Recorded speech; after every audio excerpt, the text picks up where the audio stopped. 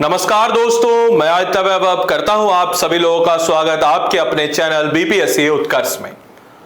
तो दोस्तों, आप सभी लोगों ने अपना भरपूर प्यार दिया हमारे ट्रेस सोर्स वाले सीरीज में, जिसमें मैंने अपने पिछले 2 वीडियो में बताया कि ज्योग्राफी के क्वेश्चन 69 बीपीएससी में कहां से आए थे विथ प्रूफ, और उसके बाद साइंस के क्वेश्चनों के साथ भी मैंने कुछ ऐसा ही किया। और आप सभी लोगों ने उन कमेंट्स पे बहुत सारे अपने प्रतिक्रिया दी कि सर अगला इस सब्जेक्ट पर बनाई, जिसमें सबसे ज्यादा जो था वो था इकोनॉमिक्स का। और आज के इस वीडियो में हम लोग डिस्कस करेंगे कि 70वीं बीपीएससी के लिए लाभदायक होने वाला यह सेशन, जिसमें हम देखेंगे कि 69 बीपीएससी में इकोनॉमिक्स के क्वेश्चन आखिर कहां से आए, क्या है उनके पीछे के सोर्स, और कितने क्वेश्चन इकोनॉमिक्स से बने, और कौन कौन से ऐसे टॉपिक्स हैं जिनको हमको कवर अप करना चाहिए, कौन कौन से ऐसे बुक्स हैं जिनको हमको कवर अप करना चाहिए, और कौन कौन से ऐसे टॉपिक्स हैं, या फिर यूं कहा जाए कि भाई इकोनॉमिक्स सर्वे को किस प्रकार से अप्रोच करें, और हमारा एक योजना क्या होना चाहिए इकोनॉमिक्स को लेकर के। तो आज के इस वीडियो में हम इन सारे पहलुओं को जानेंगे। तो अंत में आप सबको इस वीडियो को देखना है, तभी आप एनालाइज कर पाइएगा। और साथ ही साथ मैं आपको रिक्वेस्ट करूंगा अपने साथ एक नोटबुक और प्रीवियस ईयर क्वेश्चन को, जो कि पिछले साल का है, उसको डाउनलोड कर लीजिए। आयोग के वेबसाइट पे आप जाकर के इस प्रीवियस ईयर क्वेश्चन को डाउनलोड कर सकते हैं। 69 बीपीएससी का है, सेट ए डाउनलोड कीजिएगा, क्योंकि आयोग के वेबसाइट पर सेट ए दिया हुआ है 69 बीपीएससी का, और मैंने भी सेट ए को ही रेफरेंस लेके बनाया है यह वीडियो। सबसे पहले 69 बीपीएससी इकोनॉमिक्स, जो कि ट्रेडिशनली वहां से कम क्वेश्चन बनते थे, बट सरप्राइजिंगली जैसा कि हम लोगों ने ज्योग्राफी में भी देखा कि अचानक से क्वेश्चनों का नंबर बहुत ज्यादा बढ़ गया। और ठीक ऐसा ही हुआ हमारी इकोनॉमिक्स के साथ, जहां हम देख सकते हैं कि पहले जो 3 से 4 क्वेश्चन बनते थे, अब इस बार यानी कि 69 बीपीएससी में टोटल 11 क्वेश्चंस बने। आइए जरा देखते हैं कि कौन कौन से क्वेश्चन बने। सबसे पहले सेट ए के क्वेश्चन नंबर 59 की तरफ आप बढ़िएगा, इस क्वेश्चन को पढ़िए। Which among the following currency is costliest, यानी कि निम्नलिखित में से कौन सी मुद्रा सबसे महंगी है? क्या ये यूरो है, पाउंड स्टेर्लिंग है, यूएस डॉलर है, नन ऑफ द अबव। अब इसका सही उत्तर हो जाएगा पाउंड स्टेर्लिंग। अब इसका सोर्स हमें कहां से मिलता है, क्या है इसका सोर्स?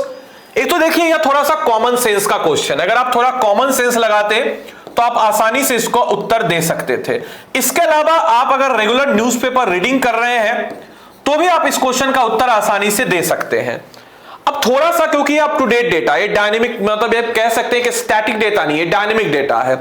लेकिन अगर इसका सोर्स फिर भी मैं आपको अगर ट्रेस कराऊं तो यह इकोनॉमी सर्वे जो 2022-23 का, यानी कि जो हमारा एग्जाम हुआ था उस साल का इकोनॉमी सर्वे, उस साल की इकोनॉमी सर्वे के चैप्टर नंबर 11 एक्सटर्नल सेक्टर, यहां से 2 क्वेश्चन बना, याद रखिएगा। आगे अगर एक और क्वेश्चन बना तो इस चैप्टर को जरूर पढ़िएगा। चैप्टर 11 जिसका नाम है external sector watchful and hopeful, watchful and hopeful इस चैप्टर का नाम है इकोनॉमी सर्वे में। उसमें एक चार्ट दिया हुआ है, पेज नंबर 334 इकोनॉमी सर्वे 2022-23 में। और आप देख सकते हैं कि exchange rate of Indian rupees via major currency, यानी कि इंडियन रुपीज का मेजर करेंसी के साथ एक्सचेंज रेट दिखाया गया है, जिसमें से ये येलो लाइन जो है ये पाउंड स्टर्लिंग के बारे में बताया गया, जिसका एक्सचेंज रेट सबसे ज्यादा है और यह सबसे महंगा है, तो पाउंड स्टर्लिंग। ये क्वेश्चन जो है कॉमन सेंस, करंट और इकोनॉमी सर्वे के कुछ चैप्टर्स, जैसे कि आपको यह चैप्टर जरूर करने चाहिए, क्योंकि अगर आप पिछले साल के क्वेश्चनों में भी देखिए तो इस चैप्टर से वॉचफुल एंड होपफुल, यानी कि भविष्य के लिए या कैसे हमारे क्या क्या ही है, पैसे का क्या है, कौन सा महंगा, ये सब चीज के बारे में छोटा सा चैप्टर है, इस चैप्टर को जरूर कीजिएगा।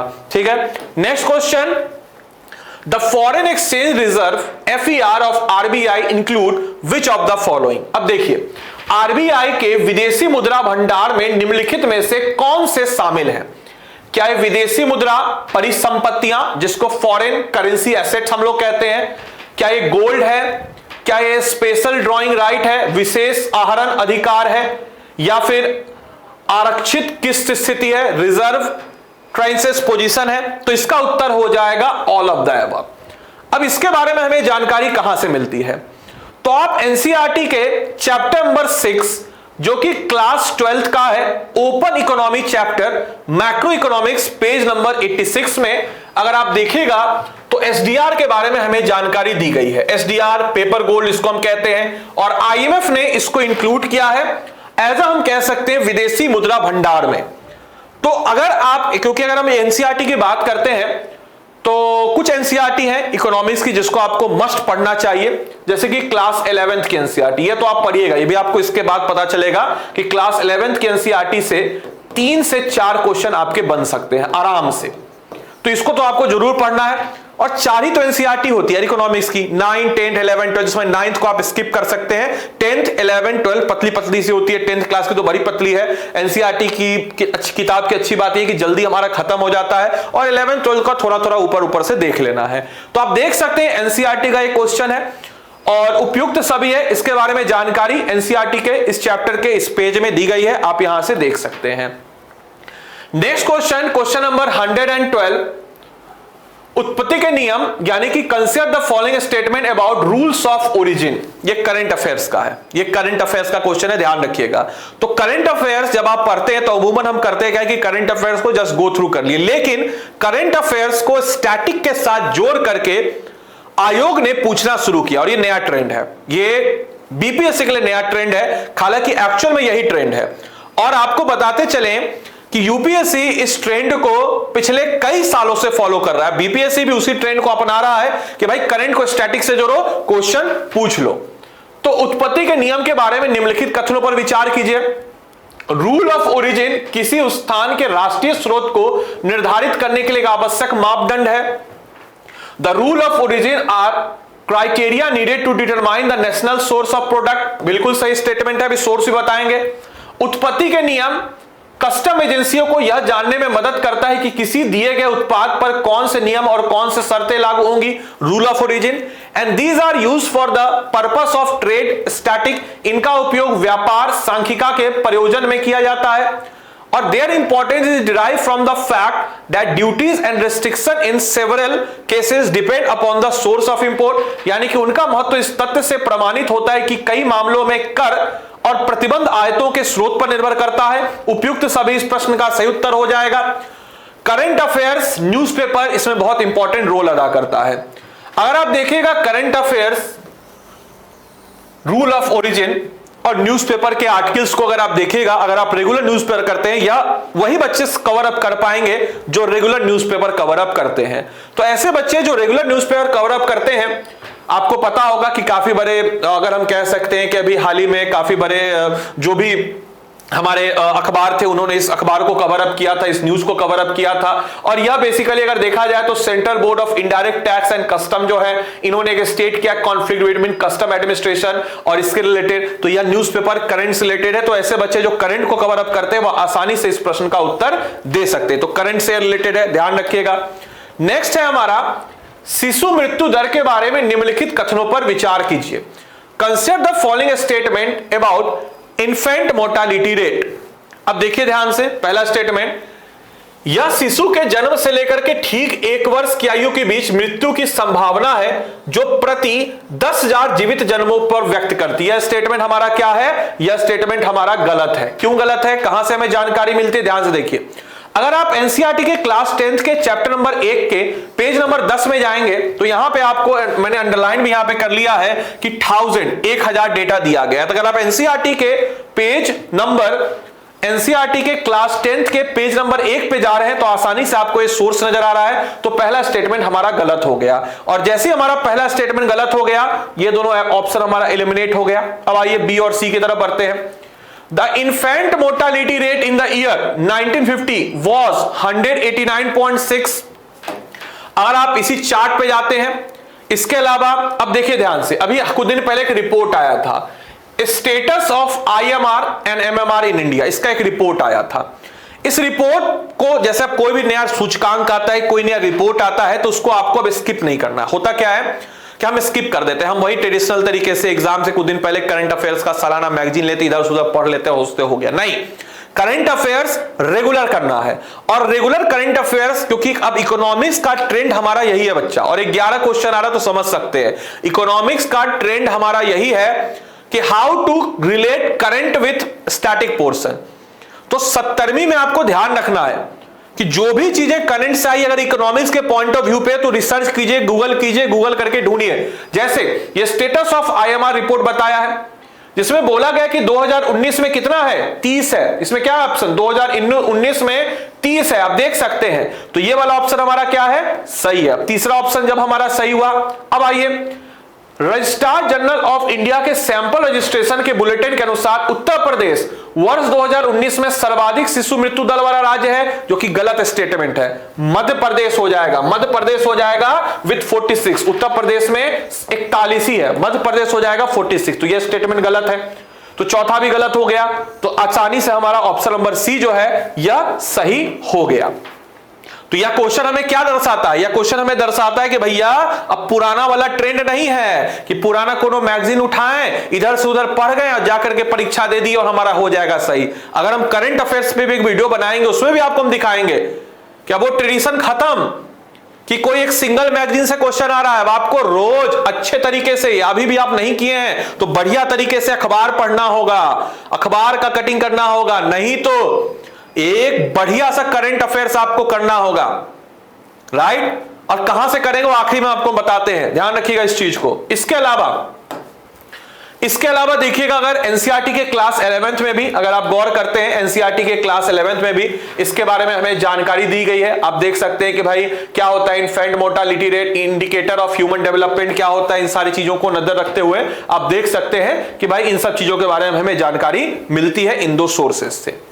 Next question, human capital formation as a concept is better explain in the terms of a process which enables. आपको जवाब देना है कि एक अवधारणा के रूप में मानव पूंजी निर्माण की बेहतर व्याख्या एक प्रक्रिया के संदर्भ में की जाती है जो सक्षम बनाती है किसको, individual of a country to accumulate more capital, किसी देश के व्यक्ति द्वारा अधिक पूंजी संचय करना। ह्यूमन डेवलपमेंट एक चैप्टर ही है। कॉमन सेंस और एनसीईआरटी का क्लास 11th का एक चैप्टर है human capital and formation in India. इसमें व्हाट इज ह्यूमन कैपिटल का डेफिनेशन दिया है, देख सकते हैं आपके सामने स्क्रीनशॉट भी लगाया है और मैंने बताया। देखिए कॉमन सेंस से आप इस क्वेश्चन को कर सकते हैं। ह्यूमन कैपिटल फॉर्मेशन एक concept is better explain in the terms of a process which enables individual of a country to accumulate more capital. क्या धन का इकट्ठा करना होगा, कॉमन सेंस लगाइए, नहीं ये नहीं होगा। ज्ञान में वृद्धि करना, हाँ ये हो सकता है, एक डॉट कीजिए। कौशल स्तरों में वृद्धि करना, यह भी हो सकता है। तो 2-3 हो सकता है। चौथा क्या है, देश के लोगों के ज्ञान कौशल स्तरों के क्षमताओं में वृद्धि करना, यह भी हो सकता है। तो 2, 3, 4 सही है, लेकिन 2, 3, 4 अब देखिए ऑप्शन में कोई ऐसा ऑप्शन नहीं है जिसमें 2, 3, 4 तीनों दिया है। इस केस में क्या करेंगे, इस केस में देखिए 2 और 3 का एक मिला जुला समावेश ऑप्शन नंबर 4 में है। देखिए ज्ञान में वृद्धि करना, देश के लोगों के ज्ञान और एक क्या है कौशल, दोनों स्तरों में और क्षमताओं में वृद्धि करना, ये तीनों जो है देखिएगा ध्यान से, ये दोनों का दोनों कनेक्ट इसको ऑप्शन नंबर 4 में मिल रहा है। तो अगर हम केवल ऑप्शन नंबर 4 को टिक कर दें तो सही होगा, तो इसलिए सही हो जाएगा। तो ये मोर और लेस कॉमन सेंस। और अगर आप इसको स्टैटिक में एनसीईआरटी में रिसोर्स को ट्रेस करना चाहें तो एनसीईआरटी के क्लास 11 के एक चैप्टर है जिसका नाम है human capital formation in India. इसमें आप देख सकते हैं व्हाट इज ह्यूमन कैपिटल, क्या क्या क्राइटेरिया है, कौन कौन सी चीजें हैं, ये एनसीईआरटी की पुस्तक में आप सब लोग इस रिसोर्स को ट्रेस कर सकते हैं। इसके अलावा हम लोग अगर देखते हैं 115 नंबर क्वेश्चन सेट ए का, अगर हम लोग देखें 115 नंबर क्वेश्चन हमारे सेट ए का, इसमें क्वेश्चन पूछा जा रहा है दिवाला और शोधन और क्षमता के संबंध में निम्नलिखित कथनों पर विचार कीजिए। आपको जवाब देना है consider the following statement regarding the insolvency and bankruptcy. अब ये क्या है, इसका सोर्स क्या है, तो न्यूज अवेयरनेस जनवरी 2023 में एक इंसॉल्वेंस ऑन बैंक्रप्सी कोड आया था 2016। ये एनसीईआरटी में नहीं मिलेगा क्योंकि नया डेटा है, बैंक्रप्सी से रिलेटेड आया है। तो न्यूज अवेयरनेस होना चाहिए, जनवरी 2023 में एक न्यूज आया था। उस आर्टिकल को अगर आप पढ़िएगा तो आसानी से कर दीजिएगा इसमें से कौन सा ऐसा कथन है जो सही है। इसमें आप देखिए bankruptcy refer to a financial state in which an individual or entity is unable to pay off their debt at the become due। अब देखिए शोधन असमता में तात्पर्य है उस वित्तीय स्थिति में जिसमें कोई व्यक्ति या संस्था बकाये होने पर अपने ऋणों का भुगतान करने में समर्थ होता है। और दिवाला एक कानून प्रक्रिया को संदर्भित करता है जहां देनेदार को संपत्ति लेनदार के लाभ के लिए समाप्त या पुनर्गठित कर, उल्टा कर दिया। इसमें उल्टा कर दिया, यानी कि इंसॉल्वेंसी का डेफिनेशन ऊपर दे दिया, बैंकरप्सी का डेफिनेशन नीचे दे दिया। आप कोई भी न्यूज अवेयरनेस, कोई भी अखबार पढ़ते, जनवरी 2023 में काफी खबरों में था इंसॉल्वेंसी एंड बैंकरप्सी कोड। अब यहां से, अब जैसे कोई भी चीज खबर में आ रही है, कोई नई चीज है, कोई नया चीज आया, तो उसको आप एक बार पढ़ लीजिए, उसके डेफिनेशन को देख लीजिए। और bankruptcy is state where insolvency is the conclusion, नहीं, यह भी स्टेटमेंट क्या है, गलत है। तो केवल और केवल जो चौथा हमारा स्टेटमेंट है which is the right statement, आप कॉमन सेंस से भी कर सकते हैं। 1 2 गलत है तो देख लीजिए 1 2 तो सब में है, तो ये गलत हो गया, ये गलत हो गया, ये गलत हो गया, इनमें से कौन सा ऐसा कथन है जो सही है, तो ओनली 4 जो है यह हमारा सही स्टेटमेंट हो जाएगा। तो अगर आप इन स्टेटमेंट बेस्ड क्वेश्चन की खास बात यही होती है ना कि अगर आपने एक दो स्टेटमेंट को भी पकड़ लिया, जैसे इस अखबार को, जब मैं इस क्वेश्चन को देख रहा था तो मैंने अखबार पढ़ रखा था, मुझे पता था इसके बारे में, तो मुझे इस वाले स्टेटमेंट के बारे में नहीं पता था, ना ही इस वाले स्टेटमेंट के बारे में, राइट।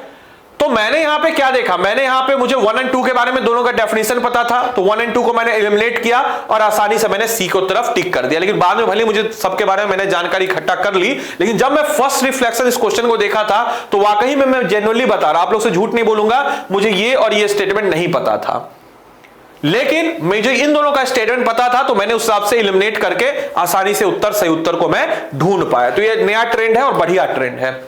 अगले क्वेश्चन की तरफ बढ़ते हैं।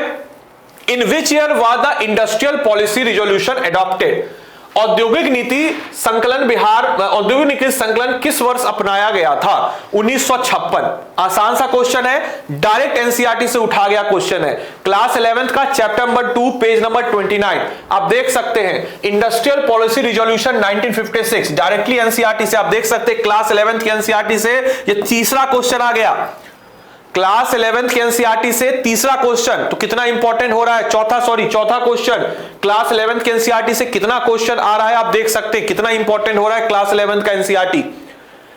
इसके अलावा नेक्स्ट क्वेश्चन, निम्नलिखित में से अगर हम लोग बात करते हैं, निम्नलिखित में से कौन से कारक संभावित रूप से भारतीय अर्थव्यवस्था में मुद्रास्फीति मंदी में योगदान कर सकते हैं? Which among the following factors could जब भी क्वेश्चन आ जाए ना, एक ट्रिक बताते हैं, कुड जैसे किसी भी क्वेश्चन में रहे तो ज्यादातर केसेस में, यानी कि 95% रखिएगा, एक ट्रिक आपको बता रहे हैं 95% कि चारों के चारों ऑप्शन सही हो सकते हैं, क्योंकि कुड शब्द जो है ना, ये हो सकता है, नहीं हो सकता, जैसे हम कहते हैं दुनिया खत्म हो सकती है, हाँ हो सकती है खत्म, बिल्कुल। हम कह सकते हैं कि सब कुछ पूरा बर्फ पिघल सकता है, हाँ हो सकता है पिघल, लेकिन पिघल तो नहीं रहा है ना, पिघल रहा मतलब उस तेजी से नहीं पिघल रहा है। तो कुड जहां पे भी आ जाए ना, मतलब प्रोबेबिलिटी, तो प्रोबेबिलिटी तो कुछ भी, कोई भी चीज की हो सकती है। आपको भी पता है डिटॉल जो है आपने अखबार में देखा होगा, डिटॉल भी 99.9% जर्म्स को खत्म करता है, उसमें भी 3 कीटाणु बचे रह जाते हैं। तो कुड आ गया तो मतलब मोटा मोटी समझिएगा कि 95% चांस होगा कि चारों के चारों ऑप्शन सही होंगे। करेक्ट पूछ रहा है तो चारों के चारों ऑप्शन, और रॉन्ग पूछेगा तो चारों के चारों गलत। खैर आइए ऑप्शन को हम लोग देखते हैं। सरकारी खर्च में वृद्धि के कारण उच्च मुद्रास्फीति दबाव होता है, औद्योगिक उत्पादन में गिरावट और आर्थिक विकास में सुस्ती, decline in industrial production and sluggish economic growth, decrease in aggregate demand and consumer spending, बिल्कुल सही, appreciation of the domestic currency leading to reduction of export and competitiveness, which among the following select the correct answer? तो could आ गया, चारों को चारों सही है। अब इसका स्रोत कहां से है, तो अप्लाइड करना है, मतलब इसमें कोई इसका डायरेक्ट क्वेश्चन कहीं से नहीं मिलेगा, डायरेक्ट क्वेश्चन कहीं से नहीं मिलेगा। आपने पढ़ा है स्टैगफ्लेशन, आपने इस टॉपिक को पढ़ा है अपने एनसीईआरटी में, अपने किसी भी इकोनॉमिक्स के नोट में, किसी भी इकोनॉमिक की क्लास में। अब उसको अप्लाई कीजिए, अब उसको यहां पे क्या करना है, अप्लाइड करना है। अब अप्लाइड जब आप करना सीख लीजिएगा, ये अप्लाइड है, ये किसी सोर्स में नहीं मिलेगा ये question, it is just like applied economics. आपने इकोनॉमिक्स पढ़ लिया, उसको आप क्वेश्चन में कैसे अप्लाई कर रहे हैं, that is known as applied economics. ये हमारा कहलाया applied economics. Next, as per economy survey 2023, अब देखिए सीधा इकोनॉमी सर्वे से क्वेश्चन है, which of the following statement describe the trend of foreign direct investment, वही वाला चैप्टर जो मैंने आपको बताया। इसमें से अगर देखा जाए तो निजी क्षेत्र की कम भागीदारी के कारण इसमें कमी नजर आ रही है। महामारी से पहले के स्तर की तुलना में इसमें वृद्धि हुई है। ठीक है, टेलीकॉम सेक्टर में पूरी तरीके से सुधार होने के बाद किसी भी वित्तीय वर्ष में बिना इसके घाटे से तेजी हुई है। कमजोर वैश्विक आर्थिक स्थिति के कारण इसमें कमी आई है। तो इनमें से सही उत्तर चुनिए, तो 4 हो जाएगा। अब ये इकोनॉमी सर्वे से डायरेक्ट क्वेश्चन है, तो इकोनॉमी सर्वे से अगर हम लोग बात करते हैं, इकोनॉमी सर्वे 2022-23 चैप्टर नंबर 11, वही external sector, watchful and hopeful, एक चैप्टर से उठा के 2 क्वेश्चन पूछ रहा है। तो एक चैप्टर से उठा करके 2 क्वेश्चन पूछ रहा है, तो आप समझ सकते हैं कि भाई ये वाला जो चैप्टर है, चैप्टर नंबर 11 जो है, हमको इसको पढ़ के जाना है। चैप्टर नंबर 11 या इस जो भी चैप्टर अभी आया इकोनॉमी सर्वे का नया वाला, उसमें जो वॉचफुल एंड होपफुल वाला चैप्टर है, इसको पढ़ लेना है।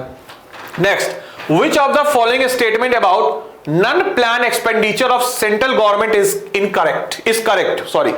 केंद्र सरकार ने गैर योजना व्यय के बारे में निम्नलिखित में से कौन सा कथन सही है? व्यय ब्याज भुगतान पर होता है, the expenditure on the interest payment. व्यय विज्ञान और प्रौद्योगिकी पर होता है, व्यय कृषि पर होता है, उपयुक्त में से कोई नहीं। तो इसका जवाब हो जाएगा the expenditure is on interest payment. अब एनसीईआरटी के क्लास 12 के चैप्टर नंबर 5 में इंट्रोडक्टरी मैक्रो इकोनॉमिक्स के चैप्टर में अगर आप देखिएगा, इंट्रोडक्शन जो है मैक्रो इकोनॉमिक्स के इसके चैप्टर में अगर आप देखिएगा, चैप्टर नंबर 5 में, तो यहां पे आप देखिएगा क्लासिफिकेशन ऑफ एक्सपेंडिचर, और इस क्लासिफिकेशन ऑफ एक्सपेंडिचर में आपको सीधा सीधा नजर आएगा the expenditure is on interest payment. तो यह आपको क्लास 12 के चैप्टर नंबर 5 में नजर आ रहा है एनसीईआरटी से। तो एनसीईआरटी से क्वेश्चन पूछा जा रहा है। आइए नेक्स्ट क्वेश्चन को। इकोनॉमिक्स एक ऐसा सब्जेक्ट है ना जिसमें मतलब मोटा मोटी मान के चलिए कि यार हम उतना ध्यान ही नहीं दे पाते, क्योंकि हम थोड़ा कमजोर होते हैं इकोनॉमिक्स में, ज्योग्राफी में, राइट। और साथ ही साथ आप लोग यह भी बताइएगा कि वीडियो आप कमेंट बॉक्स में जरूर लिख के बताइएगा अगला आपको किस पे चाहिए, और वीडियो को लाइक जरूर कर दिएगा सब लोग फटाफट। नेक्स्ट क्वेश्चन, वैश्वीकरण और भारत पे इसके प्रभाव के बारे में निम्नलिखित में से कौन सा कथन सत्य नहीं है? ध्यान रखिएगा, सत्य नहीं है। Which of the following is not true about the globalisation and its impact on India? It has expand trade in goods and service, इसमें वस्तु और सेवाओं में व्यापार का विस्तार हुआ है, ग्लोबलाइजेशन, बिल्कुल सही बात है। नेक्स्ट, इसे प्रत्यक्ष विदेशी निवेश का प्रभाव आ रहा है, बिल्कुल, ये आपके फॉरेन डायरेक्ट इन्वेस्टमेंट हमारे यहां बिल्कुल आया, बहुत अच्छी बात है। Increase in export is greater than increase in export, नहीं, ये फिक्स नहीं है, ये कम ज्यादा हो सकता है, कभी एक्सपोर्ट ज्यादा होगा, कभी इंपोर्ट ज्यादा होगा, कभी आयात ज्यादा होगा, कभी निर्यात ज्यादा होगा। यह स्टेटमेंट गलत है और उपयुक्त में से कोई नहीं तो हो ही नहीं सकता, यह स्टेटमेंट हमारा गलत है, तो C is the right answer.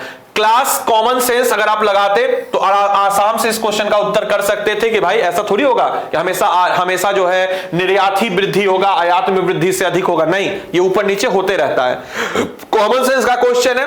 Source देखना चाहे तो एनसीईआरटी क्लास 11 का पेज नंबर 45, ग्लोबलाइजेशन, वैश्वीकरण, आप एनसीईआरटी में देख सकते हैं, पेज नंबर 45 क्लास 11 का, क्लास 11 के एनसीईआरटी से यह 5वां क्वेश्चन है। ध्यान रखिएगा क्लास 11 कितना क्वेश्चन पूछ रहा है, यही है क्लास 11 का एनसीईआरटी। इस एनसीईआरटी को तो आपको पढ़ते ही जाना है, 5 क्वेश्चन आपको यहां से बन रहे हैं, बिना इसके काम नहीं चलेगा। एक बार पढ़ लीजिएगा, ज्यादा मोटा नहीं, इतना सा किताब है, इसको पढ़ लीजिएगा। अब बड़ा पतला पतला किताब क्लास 10th का है, और 12th क्लास का भी 2 पतला पतला किताब है, इसको भी एक बार गो थ्रू एटलीस्ट आप लोग कर लीजिएगा। अब आप बोलेगा सर कैसे हम तैयारी करें? इसके अलावा सारे बच्चों को ध्यान रखना है कि अगला वीडियो आपको किस पे चाहिए, कमेंट बॉक्स में जरूर बताइए। और अच्छे करंट अफेयर्स की तैयारी के लिए याद रखिएगा, बढ़िया करंट अफेयर्स की तैयारी के लिए इस बार वाले जो 70वीं बीपीएससी वाले हैं, कीर्ति बैच से जुड़ सकते हैं। इसके अलावा ऐसे बच्चे जो अगले साल की तैयारी कर रहे हैं, 71वीं की तैयारी कर रहे हैं, तो हम लोग बिल्कुल इन सब चीजों पे आप देख सकते हैं कितने जबरदस्त एनालिसिस के साथ हम आते हैं। इतना जबरदस्त एनालिसिस आपको, और इस एनालिसिस को कैसे पालन करना है इस सबको हम जानते हैं। तो इसी सबके मतलब जो अगले साल की तैयारी कर रहे हैं वो जुड़ सकते हैं हमारे साथ चाणक्य बैच में। फाउंडेशन कोर्स है, 4500 रुपए का कोर्स है। इस कोर्स में आप जुड़ करके काफी लाभ उठा सकते हैं और सारे सब्जेक्टों की अपनी तैयारी इसी प्रकार से कर सकते हैं। ऐसे बच्चे जिनको एनसीईआरटी पहले कवर अप करना, अगर आप खुद से एनसीईआरटी पढ़ रहे हैं तो ये बैच, अगर आपको एनसीईआरटी कवर करा करके, कवर भी हम कराएंगे और फाउंडेशन भी देंगे, तो अधिकारी बैच आ सकते हैं, 6000 रुपए का है। साथ ही साथ याद रखिएगा ये सारे के सारे कोर्सेज प्रीलिम्स, मेंस, इंटरव्यू तीनों में इंक्लूडेड है। और इन कोर्सेज की खास बात मैं आपको बताते चलूं कि भाई इसमें पीडीएफ्स, किताब सब कुछ मिल जाता है, अनलिमिटेड एक्सेस मिल जाता है आपको हमारी उत्कर्ष पब्लिकेशन की बुक्स का। इसके अलावा आपको बीपीएससी के लिए हाईली सेंट्रिक लिखे हुए, इसके अलावा टेस्ट आपको रेगुलर किया जाता है, यूनिट टेस्ट, ऐसे तमाम तरह की सुविधाओं से लैस है। और ऐसे बच्चे जो इस बार की तैयारी कर रहे हैं बीपीएससी के लिए, बिहार स्पेशल के लिए परेशान है तो मेरे द्वारा रिकॉर्डेड बैच है यह, मात्र 300 रुपए में किताब के दाम पे बिहार स्पेशल का, तो आप इस कोर्स को परचेज कर सकते हैं। साथ ही साथ आपको मैंने बता ही दिया कि ये सारे कोर्सेज हैं जो आपके कार्यरत है, आप इसमें से जो भी कोर्स आपके मन मुताबिक हो, और इस बैच में अगर आप करंट अफेयर्स को स्टैटिक्स से रिलेट करना है तो इस बैच में यानी कि कीर्ति बैच में आप जुड़ सकते हैं। और जो मैंने आपको ट्रेंड दिखाया है इसी ट्रेंड के मुताबिक मैम जो है करंट अफेयर्स की क्लास करा रही हैं, तो इस क्लास से आप जुड़ करके अपने एग्जाम की तैयारी को और भी मजबूत और सुदृढ़ कर सकते हैं। बैच की भाषा हिंदी अंग्रेजी यानी कि बाइलिंगुअल दोनों होगी। अगला वीडियो किस पे चाहिए कमेंट बॉक्स में जरूर लिख के बताएं। वीडियो बढ़िया लगे शेयर कीजिए दोस्तों के साथ, वीडियो को लाइक कर दीजिए, और जितना हो सके उतना जो है आप लिखिए कमेंट में कि सर आगे हमको किस पे चाहिए। इससे पहले ऐसे बच्चे जो अभी तक ज्योग्राफी का और साइंस का वीडियो नहीं देखे वो जाकर ज्योग्राफी और साइंस का वीडियो अवश्य देख ले। तो मिलते हैं हम लोग अगले सेशन में अगले वीडियो के साथ, तब तक के लिए सारे लोगों को bye bye, take care, thank you and thanks for watching this session.